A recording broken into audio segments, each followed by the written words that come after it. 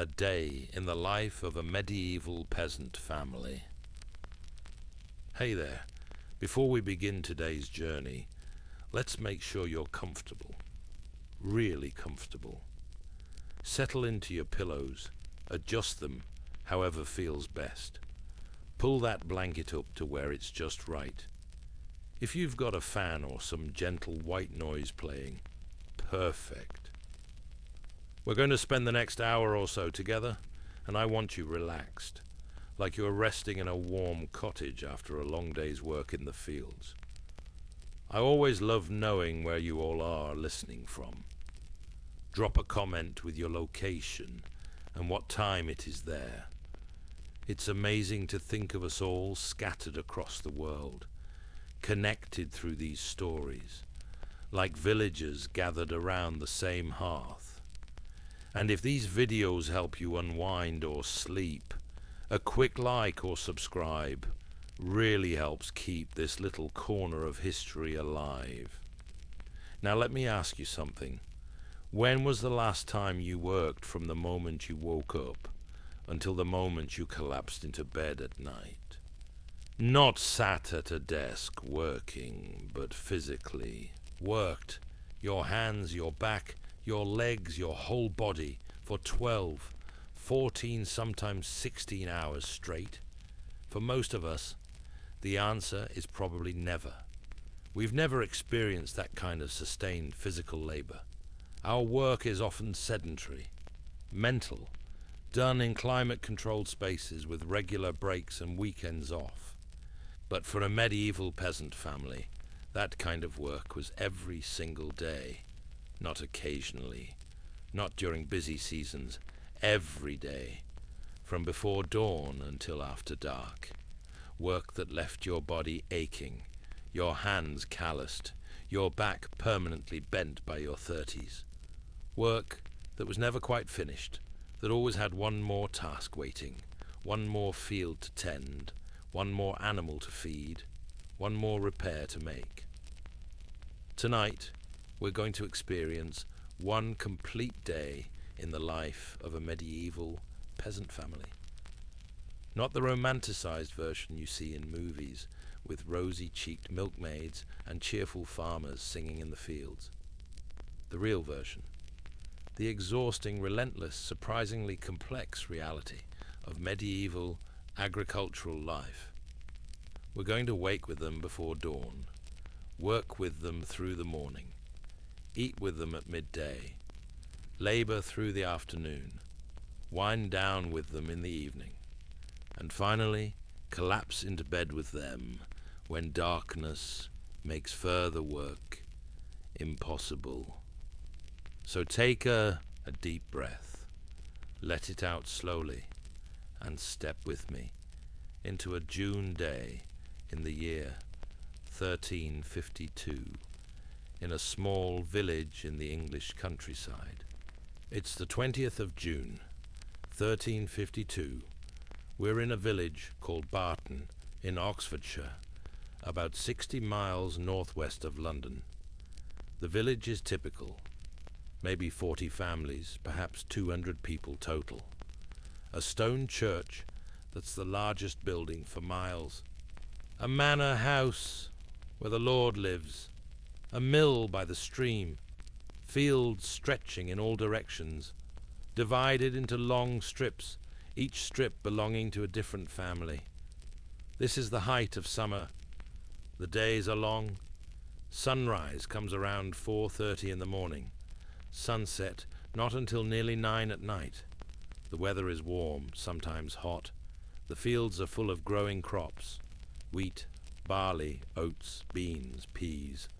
All of them needing constant tending.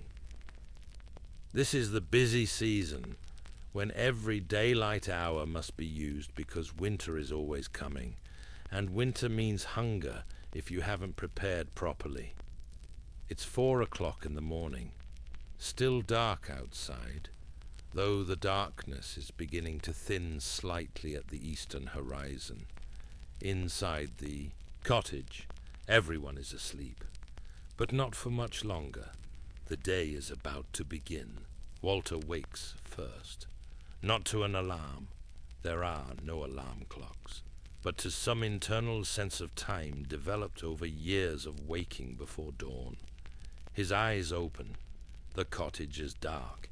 He can hear breathing all around him, his wife beside him, his children on the sleeping platform, and on pallets on the floor, his mother in her corner by the fire. Everyone still asleep. He lies still for a moment, gathering himself. His body aches. It always aches. 43 years of agricultural labor has left him with a bad back, sore knees, hands that are stiff in the mornings until they warm up with work. But the aching is normal.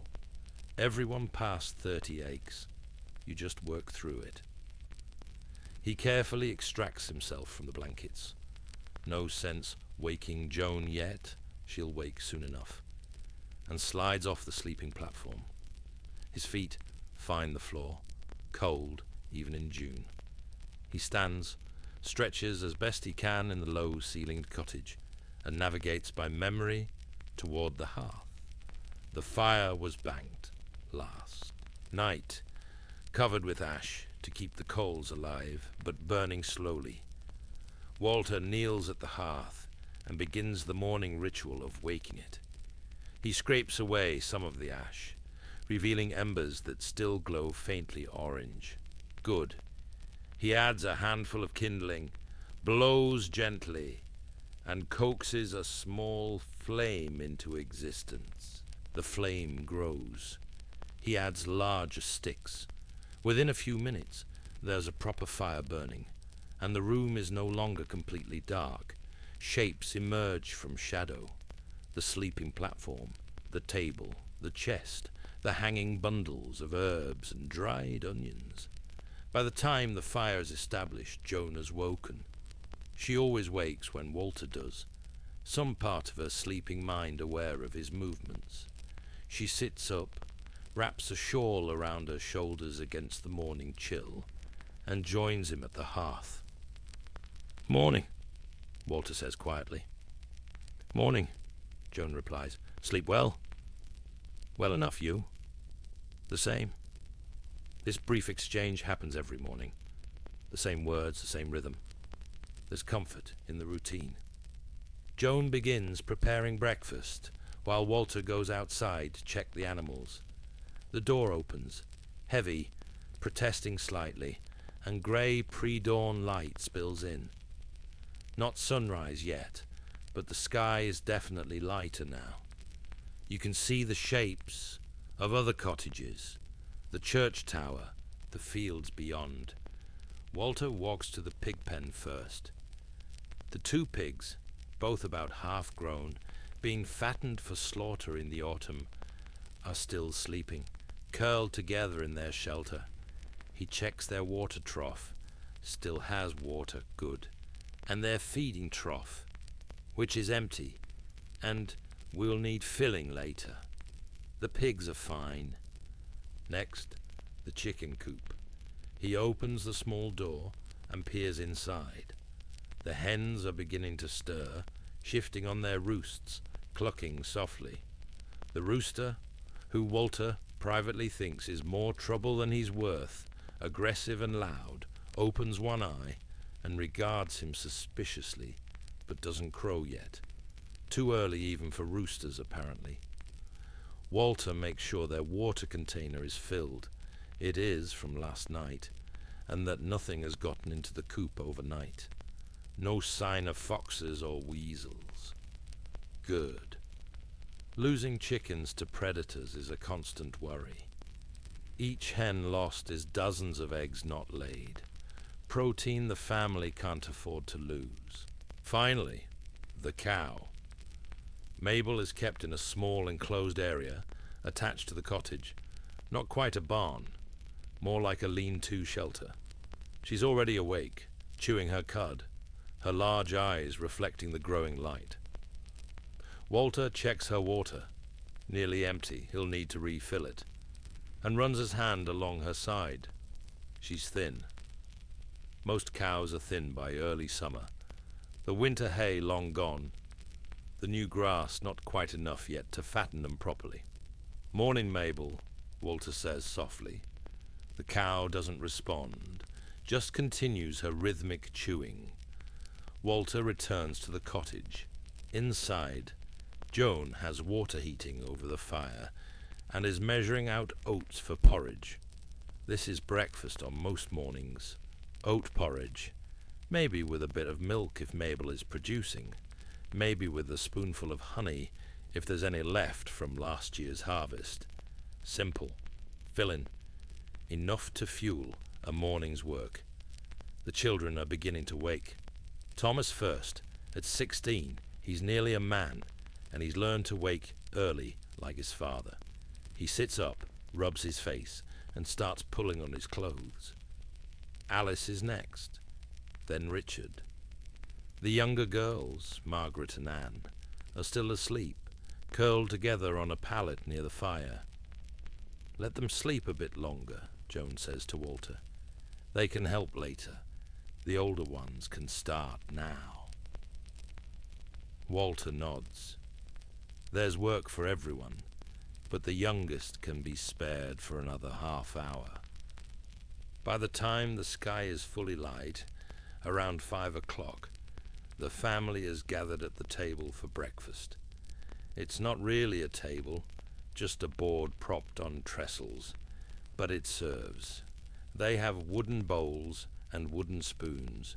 The porridge is ladled out, more for Walter and Thomas, who will do the heaviest work today, less for Alice and Richard. And Joan serves herself last with what remains. They eat in relative silence.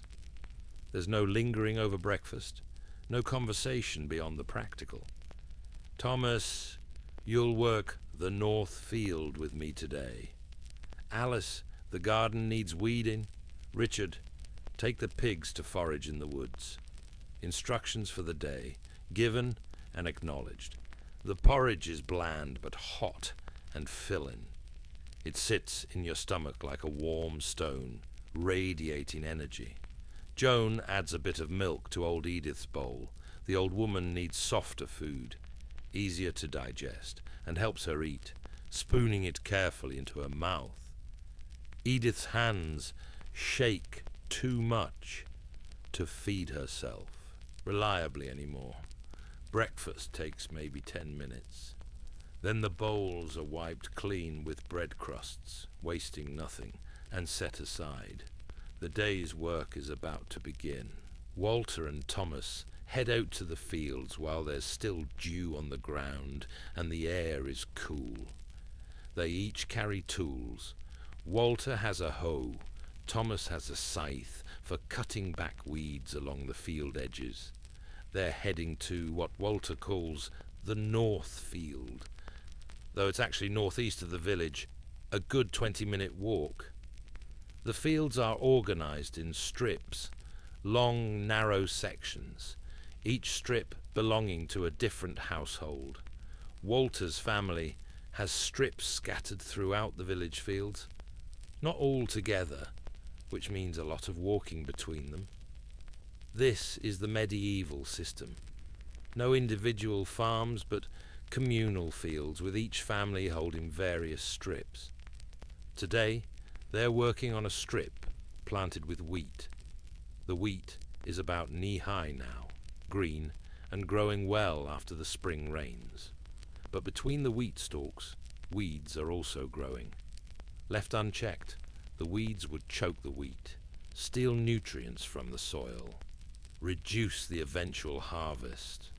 So the weeds must be removed constantly, endlessly. This is agricultural labor, not the sanitized version, not the romantic pastoral image. This is bending and pulling and aching and sweating for hours on end, knowing that tomorrow you'll be back doing the same thing, and the day after that, and the day after that. The work continues, row after row, weed after weed. The sun climbs higher, bringing more heat. Your hands become raw. Your back becomes a constant source of pain. But you keep working because the work must be done. The wheat must be saved. The harvest must be protected. Survival depends on it. Richard has taken the pigs to the woods to forage. Pigs are turned loose during the day to root for acorns, nuts, mushrooms, grubs, anything edible. It's Richard's job to watch them, make sure they don't wander too far or get into someone else's garden, and bring them back by evening. It's easier than field work, but requires alertness. Lose a pig, and the family faces a serious economic loss. The pigs root enthusiastically, their snouts in the leaf litter, searching for anything edible. Richard sits on a fallen log, watching them, occasionally calling out if one strays too far. It's peaceful work, away from the intensity of the fields or the cottage, but he can't truly rest. The pigs must be watched. Walter and Thomas begin the work that will occupy them for hours, walking slowly between the rows, bending down, pulling weeds by hand or chopping them with the hoe, tossing them aside.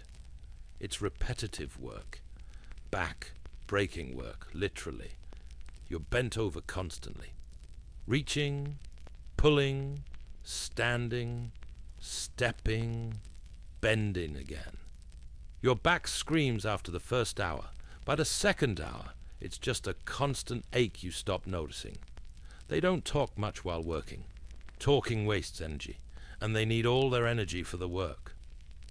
Occasionally, Walter will point out a particularly stubborn weed, or Thomas will ask if a plant is wheat or weed, but mostly they work in silence. The only sounds they're breathing, the scrape of the hoe against earth, and the distant sounds of other villagers working their own strips. The sun rises higher. It's going to be a warm day. You can feel it in the air. By 8 o'clock, both Walter and Thomas have stripped off their outer tunics and are working in their linen undershirts. Sweat darkens the fabric. Their hands are already filthy, earth ground into every crease and under every fingernail. Old Edith sits by the fire, spinning wool. Her hands are unreliable and her eyes nearly gone, but she can still feel the wool, can still draw it out into thread. It's not fine thread, it's lumpy, inconsistent, but it's usable. She works slowly, but she works. Everyone who can contribute does, in whatever way their body still allows. The spindle turns in her gnarled hands. Drop, twist, wind. The motion is automatic, learned over 70 years of life. Her fingers know what to do, even when her eyes can no longer guide them. This is her contribution now, not the heavy work of her youth, not the garden work of her middle years, but this, thread, slowly made, but made nonetheless. The younger girls, Margaret and Anne, are doing lighter chores under Joan's supervision, feeding the chickens, collecting eggs, bringing water from the village well. Children work from as soon as they are capable. Anne at 5 can scatter grain for chickens, can carry small buckets of water. Margaret at 8 can do significantly more. She's almost as useful as a young adult for many tasks. They move between the cottage and the well, their small arms straining with the weight of the buckets. Trip after trip. Water for cooking, water for washing, water for the animals. It never ends, but they don't complain. This is simply what children do. Everyone contributes. The morning passes, hour after hour. The sun climbs higher, bringing real heat. By mid-morning, everyone is sweating, everyone is tired, but the work continues. There's always more to do, always another row to weed, always another section of garden to tend, always something. The heat shimmers over the fields. Other families are visible in the distance, all engaged in the same endless labor. This is the rhythm of medieval agricultural life, everyone working all the time, just to produce enough food to survive another year. The air feels heavy, thick with heat and humidity. Your clothes stick to your skin. Your throat is dry. Your muscles tremble slightly from the sustained effort. But you keep working, because everyone else is working, because the work must be done, because there's no other choice. Around 11 o'clock, Joan sends Margaret to the fields with a jug of weak ale and some bread for Walter and Thomas. The girl walks carefully, the jug heavy in her small arms, the bread wrapped in cloth and tucked under one arm. She finds them in the wheat field, both bent over their work, both drenched in sweat. "Mother sent this," she says, setting down the jug. Walter straightens with a groan, his back protesting. "Good timing," he says. They stop working long enough to drink and eat. Standing, because sitting down might mean not getting back up. And then return to work. The break lasts maybe 5 minutes. Margaret takes the empty jug and walks back home. By noon, everyone is genuinely exhausted. 6 or 7 hours of physical labor has depleted the energy that porridge provided. Stomachs are growling. Muscles are trembling slightly. It's time for dinner, the main meal of the day. Walter and Thomas return from the fields. Richard brings the pigs back, getting them settled in their pen. Alice finishes in the garden. Everyone converges on the cottage, sweaty, dirty, hungry, ready to rest for a precious hour or so. The midday sun beats down on the village. The fields are still. For a brief time, the work pauses as families gather to eat and rest before the afternoon's labor begins. The main meal is prepared and waiting. Joan has been cooking it for the last hour while managing the garden work. Pottage as usual, but heartier than breakfast. This one has peas, onions, some leafy greens from the garden, a piece of salted pork for flavoring, and barley to thicken it. There's also bread, dark rye bread, dense and filling, baked 2 days ago in the village's communal oven. Everyone washes their hands and faces in a bucket of water outside. They're not getting clean, just getting less filthy, and then crowds around the table. The pottage is ladled into bowls. The bread is torn into chunks and distributed. Everyone has a cup of ale, weak ale, barely alcoholic, but safer to drink than water from questionable sources. They eat with real hunger, the kind that comes from genuine physical depletion. The food is simple, but it's hot, and there's enough of it. Walter and Thomas get larger portions again. They'll be back in the fields this afternoon, doing the heaviest work, but everyone gets enough to feel satisfied. The meal takes maybe 20 minutes. Then, instead of immediately returning to work, there's a brief period of rest. Not sleep, there's not time for sleep, but sitting quietly, letting food digest, letting muscles recover slightly before the afternoon's labor. Walter sits on the bench with his back against the wall, eyes half closed. Thomas sprawls on the floor near the fire. Alice tends to the baby chicks. Several hens hatched broods recently, and the tiny birds need constant supervision. Richard checks the pig's foot and determines it's fine, just a minor cut. Joan doesn't fully rest.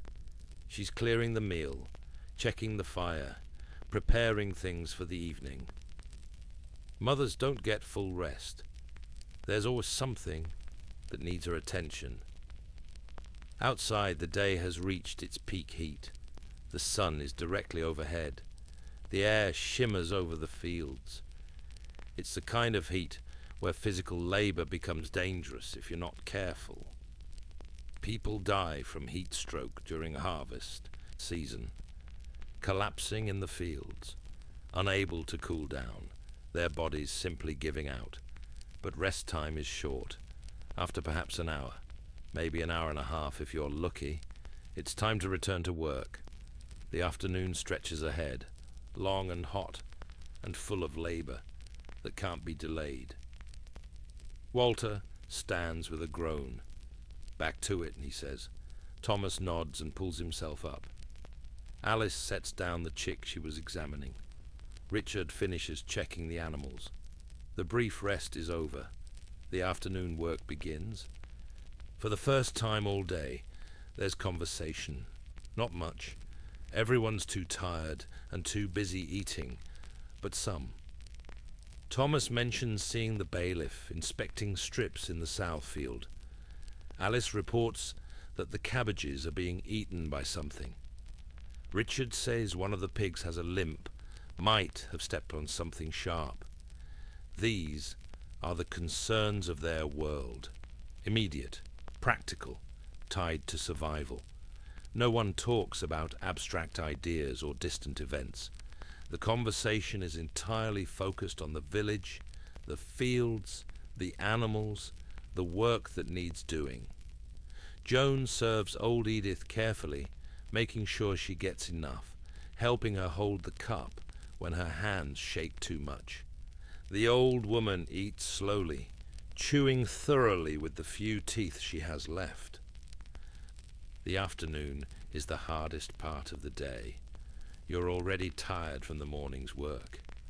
The heat is at its peak, and you still have hours of labor ahead before darkness brings relief. Walter and Thomas return to the fields, but not the same strip they worked this morning. That one is done for now. The weeds will grow back, of course, and they'll need to do it again in a week or two. But for now, it's acceptable. This afternoon, they're working a different strip. This one planted with barley, and the task is different. They're cutting grass and weeds along the edges to prevent them from encroaching on the crop. Thomas uses the scythe, sweeping it back and forth in long, rhythmic strokes. It's skilled work. The blade must stay at just the right angle.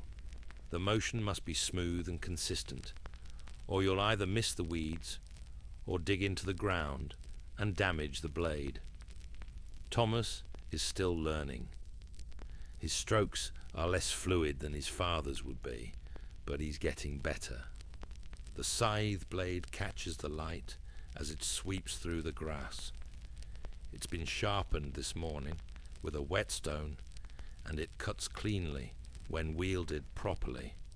The sound is distinctive, a soft whisper as the blade passes through stems, followed by the rustle of cut vegetation falling. Walter follows behind, gathering the cut vegetation into piles that will dry and can be used as animal fodder or bedding later. Nothing is wasted. Even weeds have value if you can use them. The heat is oppressive. Both of them are soaked with sweat within an hour. They stop periodically to drink from the jug of ale Thomas brought from home. But the ale is warm now and doesn't really satisfy. Your body craves water, salt, rest, none of which are readily available.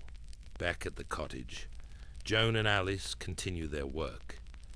The garden is never fully tended. There's always more to do. But this afternoon, Joan also needs to prepare for tomorrow.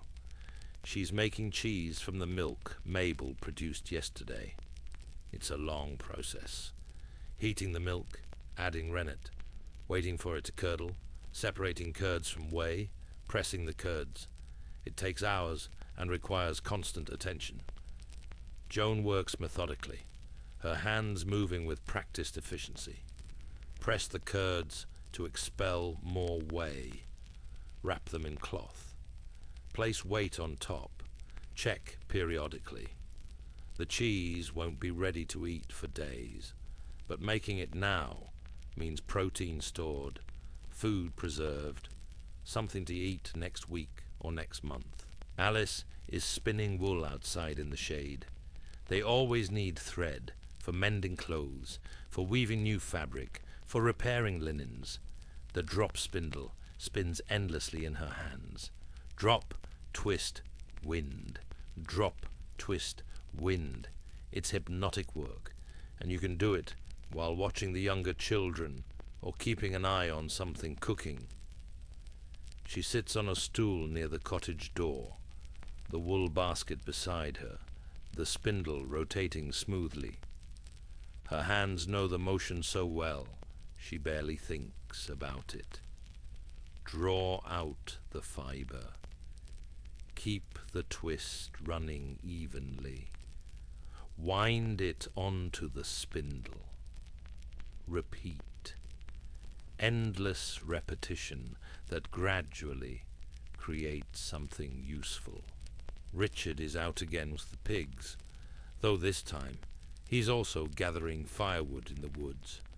Every fallen branch, every dead tree he can manage to drag home adds to the family's fuel supply. They'll need it next winter, when staying warm is a matter of survival. He moves through the woods, the pigs rooting nearby, his eyes scanning for dead wood that's dry enough to burn well. A branch here, a log there. He drags them to a growing pile, then returns for more.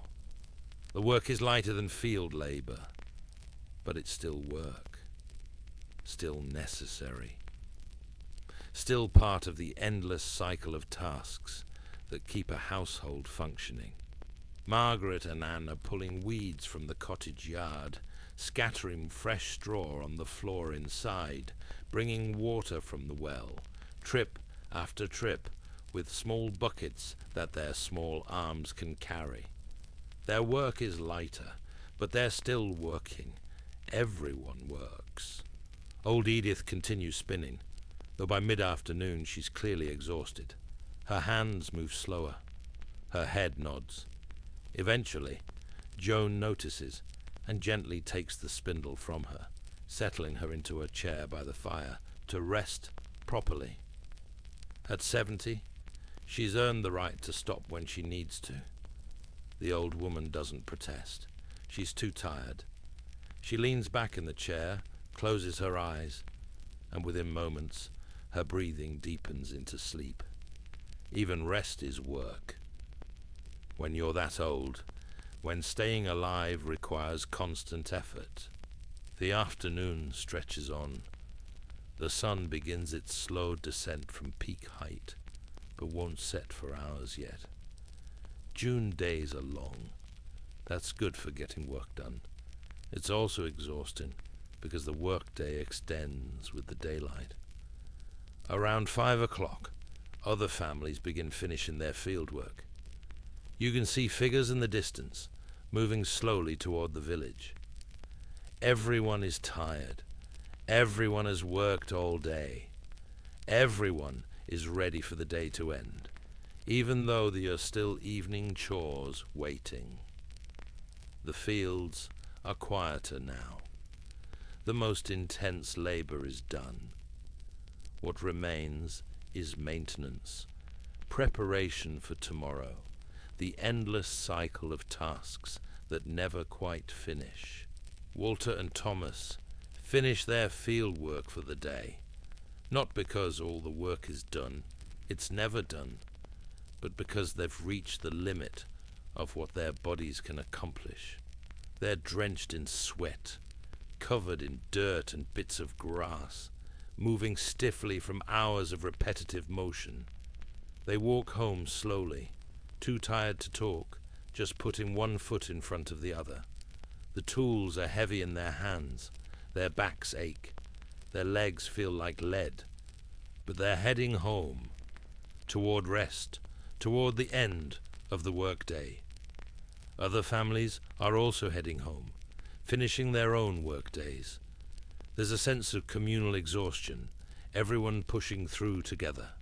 No one is fresh, no one has energy to spare, but everyone has survived another day of labor. Back at the cottage, evening chores begin. The animals need their evening feeding. The cow needs milking. Joan's task, something she does twice daily, her hands rhythmically squeezing milk into a wooden bucket while Mabel stands patiently. Joan sits on a low stool beside the cow, her head pressed against Mabel's warm flank. Squeeze, release, squeeze, release. The milk streams into the bucket with a soft hissing sound. Mabel chews her cud placidly, unbothered by the process. She's used to it. This happens every morning and every evening, year after year. The milking takes perhaps 10 minutes. When Joan finishes, she has maybe half a bucket of milk. Not a lot, but enough for the family's needs. Some will be drunk fresh. Some will be made into cheese. Every drop is precious. The chickens need to be secured in their coop for the night, protected from foxes. Margaret and Anne chase the hens, herding them toward the coop. The chickens protest, squawking and flapping, but eventually they're all inside. Margaret closes the door and secures the latch. The chickens are safe for another night. Richard checks the pigs one final time, making sure they have water, making sure they're settled in their pen. The pigs grunt contentedly, already lying down, ready for sleep. They've had a good day of foraging. They're content. Walter walks around the cottage, checking. Is everything secure? Are all the animals where they should be? Is anything broken that needs immediate repair? A quick inspection. Everything seems fine, good enough. The day's work is truly done now. Joan prepares supper while managing these tasks. Supper is simpler than dinner, often just bread and cheese, maybe some leftover pottage reheated, perhaps some ale.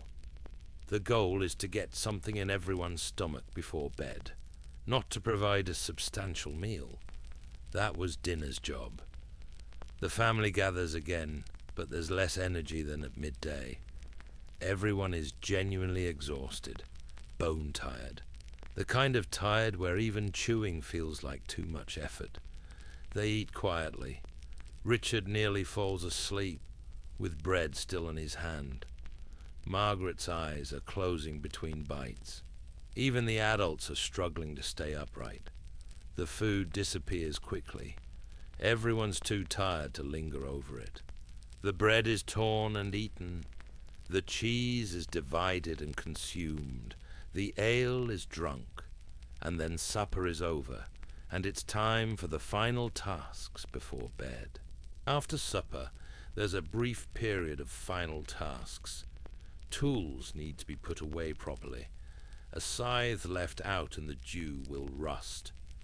Walter and Thomas carry their tools to the small shed where they're stored, hanging them on pegs, making sure blades are clean and dry.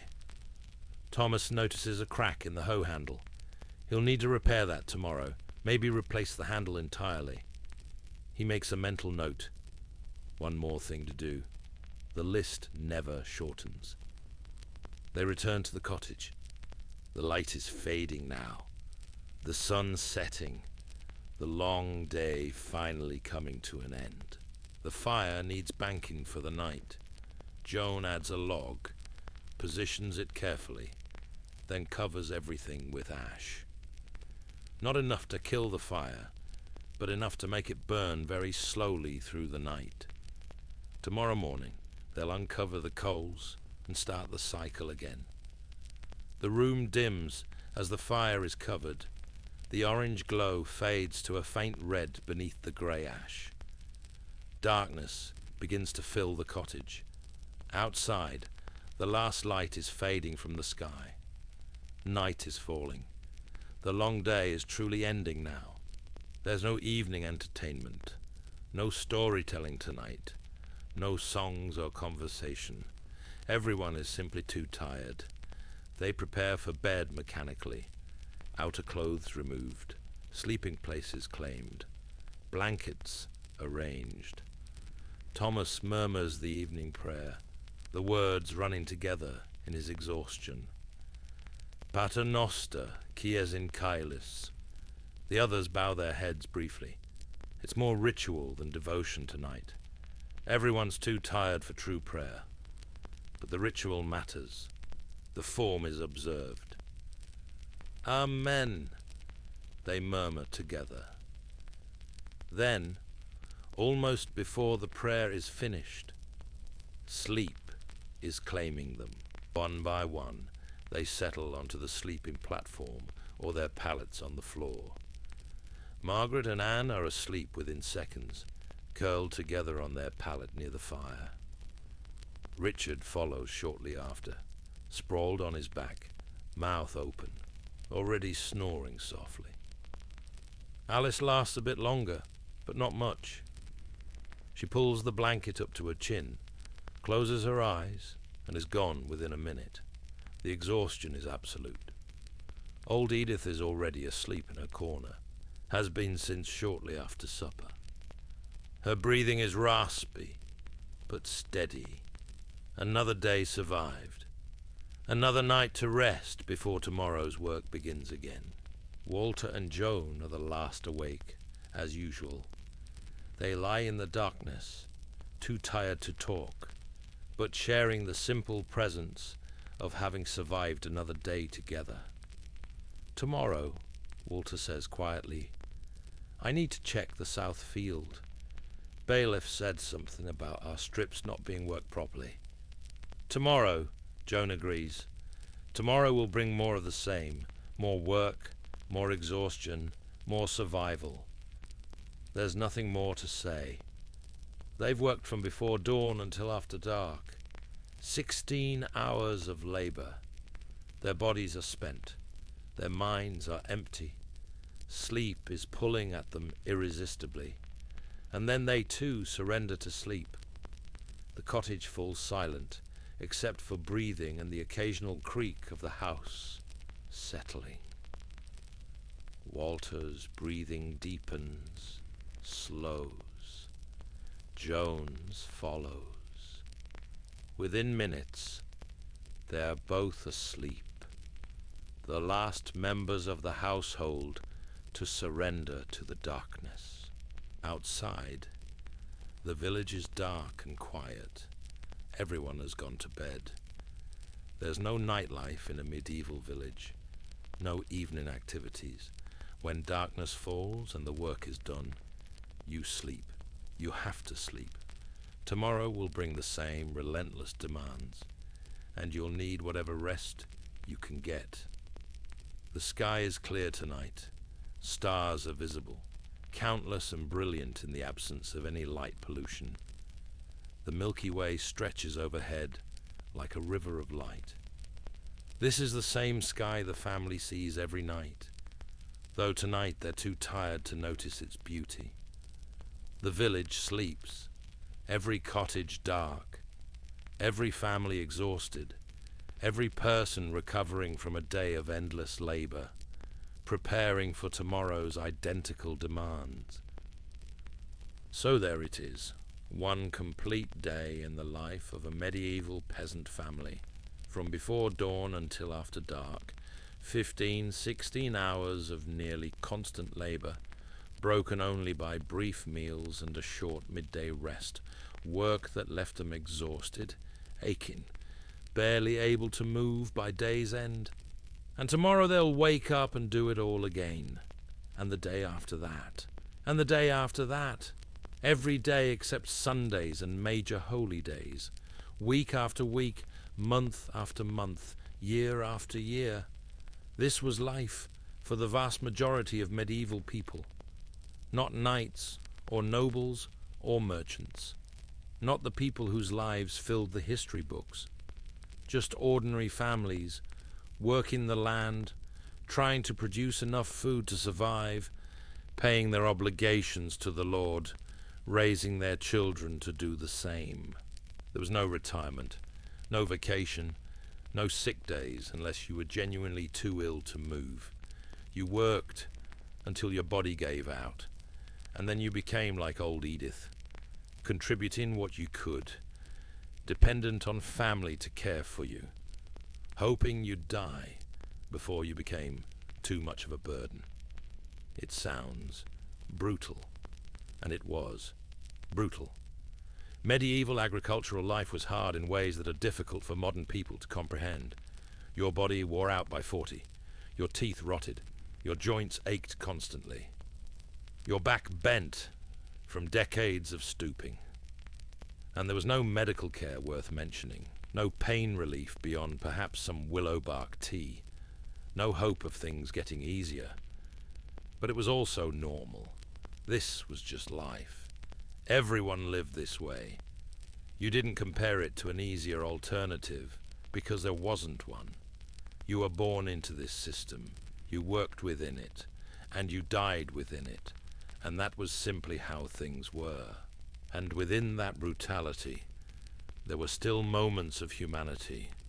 The family eating together at midday, Joan carefully helping old Edith, the children playing briefly before sleep claimed them, Thomas learning skills from his father, Alice learning from her mother. These small connections, these moments of care and teaching and simple presence together, that's what made the brutality bearable. Modern life has given us so much. Easier work, more leisure, longer lives, better health, more choices. We've escaped the relentless physical demands that medieval people faced daily. But maybe we've also lost something, that bone-deep tiredness that comes from genuine physical labor, that immediate connection to the sources of our food, that understanding that survival requires constant, mindful work, that sense of accomplishment from a day spent doing something tangible, something necessary, something that matters in the most fundamental way.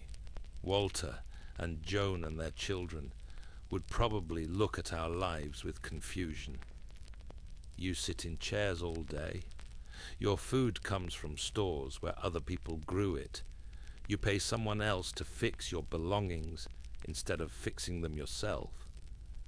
It would seem strange to them, possibly lazy, possibly even a bit sad, but they'd probably also envy the ease, the lack of constant physical pain, the freedom from wondering if this year's harvest will be enough, the knowledge that your children will probably live to adulthood instead of facing the coin flip odds of medieval child mortality. Right now, you're lying in a bed that's more comfortable than any medieval peasant ever experienced, in a room that's the perfect temperature. Having spent a day that, however busy or stressful it might be, won't require 16 hours of physical labor in the fields under a hot sun. That's worth appreciating. That's worth being grateful for. All the modern conveniences we take for granted, they're the result of centuries of human innovation, designed to escape exactly the kind of life we just experienced with the Cooper family. So, rest easy. Let your muscles relax.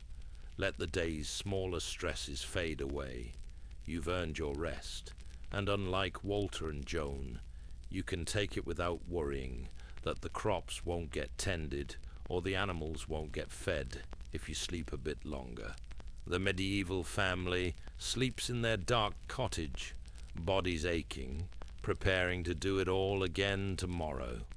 But you can sleep without that weight. You can let the darkness hold you gently, knowing tomorrow won't demand everything you have just to survive. Sleep well. The past has shaped the present, but you get to live in the present with all its gifts. Rest now. You've walked a medieval day. That's enough. Good night.